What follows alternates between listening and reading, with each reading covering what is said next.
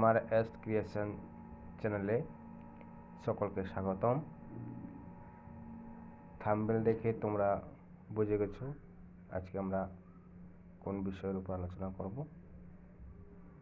আজকে হচ্ছে আমরা 6th সেমিস্টার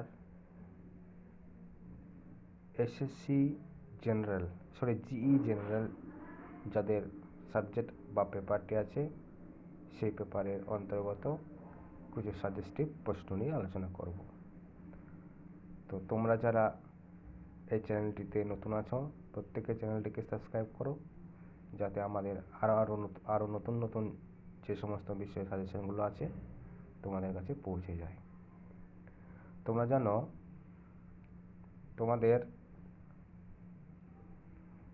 12 নম্বরের প্রশ্ন দুটো করতে হয়, সে 4টা প্রশ্ন থাকে, সেই 4টা প্রশ্নের মধ্যে থেকে দুটো প্রশ্ন লিখতে হয়।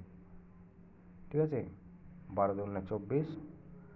আর 4 নম্বরের 4টে প্রশ্ন থাকে, সেখানে তোমাদের দুটো প্রশ্ন লিখতে হয়, 4 দুগুণে 8, 24 আর 8 32 নম্বর। এই হচ্ছে তোমাদের কোয়েশ্চেন প্যাটার্ন। ঠিক আছে, আমরা পরপর সাজেস্টিভ যে প্রশ্নগুলো আছে সেই প্রশ্নগুলো বলবো, তোমরা একটু মনোযোগ সহকারে শুনবে। 1 নম্বর প্রশ্ন হচ্ছে 12 নম্বরের, মানে 12 মার্কসের যে প্রশ্নগুলো আছে সেগুলো আগে প্রথমে আলোচনা করব, তারপর হচ্ছে 4 মার্কসের। সাতবাহন বংশের শ্রেষ্ঠ শাসক কে ছিলেন? শাসক ও বিজেতা হিসাবে তার কৃতিত্ব আলোচনা করো। ঠিক আছে, এটা হচ্ছে 1 নম্বর প্রশ্ন। 2 নম্বর প্রশ্ন, সম্রাট অশোকের ধর্মের মূলনীতিগুলি কী ছিল? এগুলি বৌদ্ধ ধর্মের দ্বারা কতটা প্রভাবিত হয়েছিল? অথবা অন্যভাবে প্রশ্ন আসতে পারে যে বিশ্বের ইতিহাসে সম্রাট অশোকের স্থান নির্ণয় করো। ঠিক আছে, এই ছিল 2 নম্বর প্রশ্ন। এবার 3 নম্বর প্রশ্ন কি আছে? কূটনীতিবিদ ও সাম্রাজ্য নির্মাতা হিসাবে সমুদ্রগুপ্ত সম্পর্কে লিখতে বলেছে। 4 নম্বর হচ্ছে গুপ্ত যুগকে সুবর্ণ যুগ বলার কারণগুলি কি কি? ঠিক আছে, এ হচ্ছে 4টি প্রশ্ন।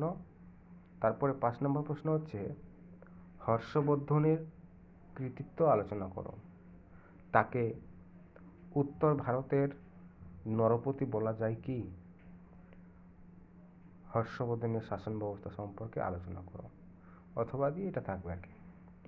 তারপরে 6 নম্বর প্রশ্ন, ত্রিশক্তি সংগ্রাম সম্পর্কে আলোচনা করো।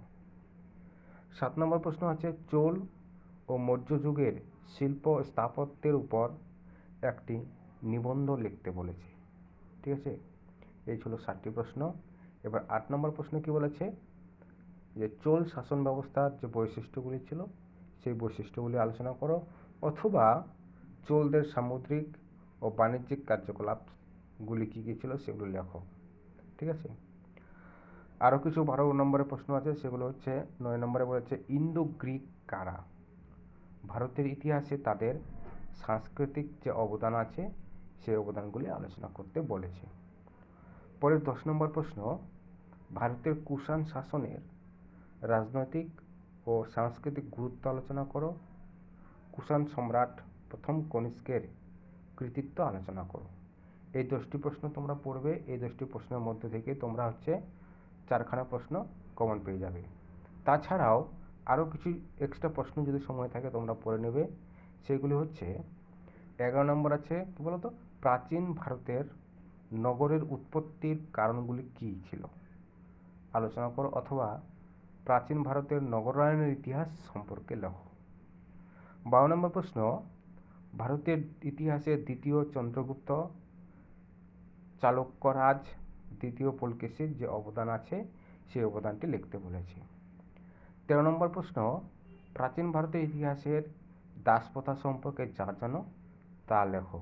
ঠিক আছে, এই ছিল তোমাদের হচ্ছে টোটাল 13খানা প্রশ্ন। এই 13খানা প্রশ্ন যদি তোমরা পড়ে যেতে পারো তোমরা নিশ্চিতে এই 13খানা প্রশ্নের মধ্যে থেকে 4 থেকে 5খানা প্রশ্ন কমন পেয়ে যাবে, এটা আমরা জোর গলায় বলতে পারি। ঠিক আছে, এরপরে চলে আসবো হচ্ছে আমরা 4 মার্কসের প্রশ্ন। 4 মার্কসের এখানে অনেকগুলো প্রশ্ন দেওয়া হয়েছে, কারণ যেহেতু 4 মার্কস শর্ট প্রশ্ন, সেই শর্ট প্রশ্নের উপরে সাজেস্টিভ কোশ্চেন করা খুব ক্রিটিক্যাল ব্যাপার। সেই জন্য আমরা একটু বাড়িয়ে দিয়েছি যাতে তোমাদের 100% কমন এখান থেকে পেতে পারো। 1 নম্বরে বলছে ম্যাসোনাই সম্পর্কে লিখতে বলেছে। 2 নম্বর হচ্ছে গুপ্ত যুগে গিল্ড যে ব্যবস্থা ছিল সেই ব্যবস্থা সম্পর্কে লিখতে বলেছে। 3 নম্বর হচ্ছে অশোকের যে 4টি স্তম্ভ ছিল সেই স্তম্ভগুলোকে লিখতে বলেছে। তারপর হচ্ছে ত্রিপিটক, তারপর হচ্ছে শকাব্দ, 6 নম্বর হচ্ছে আর্যসত্য, 7 মহাপদ নন্দ, 8 দ্বন্দ্ব সমতা ও ব্যবহার সমতা, 9 নম্বর হচ্ছে ষোড়শ মহাজনপদ, আর 10 নম্বর হচ্ছে বৌদ্ধ ধর্মের যে মূল নীতিগুলো ছিল সেই মূল নীতিগুলি আলোচনা করতে বলেছে। 11 নম্বর বলেছে অষ্টাঙ্গিক মার্গ সম্পর্কে লিখতে বলেছে। 12 নম্বর হচ্ছে মিলিনন্দ পঞ্চহ, আর 13 নম্বর হচ্ছে হিনজান ও মহাযান। 14 নম্বর মৌর্য পৌর শাসন ব্যবস্থা। 15 নম্বর হচ্ছে মথুরা ও গান্ধার শিল্পের রীতি। 16 নম্বর হচ্ছে রুদ্রদমন। 17 নম্বর হচ্ছে সঙ্গম সাহিত্য। 18 নম্বর হচ্ছে প্রথম রাজেন্দ্র চোল। আর তারপরে এটা 19 নম্বর হচ্ছে প্রথম রাজরাজ। 19 নম্বর হচ্ছে শশাঙ্ক।